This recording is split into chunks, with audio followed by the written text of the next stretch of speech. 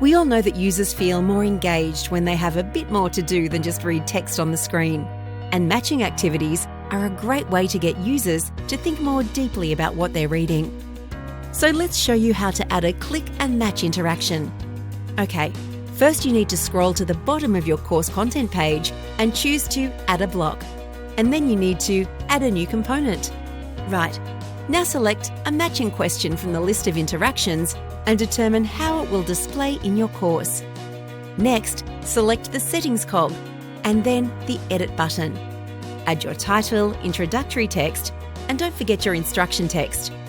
You can change the number of attempts the learner is allowed for the question and select or deselect how you would like the feedback to display. As you can see, there's a number of options here for you. Select the Add button to add each of your items and indicate whether it is correct or not. Continue to select the Add button for all items, then go ahead and select OK when you're finished. Now scroll down to add the text you want to show for the correct answer. And you can either fill out the Hide the correct answer field or leave it blank to display the default text. So let's have a look at a working example.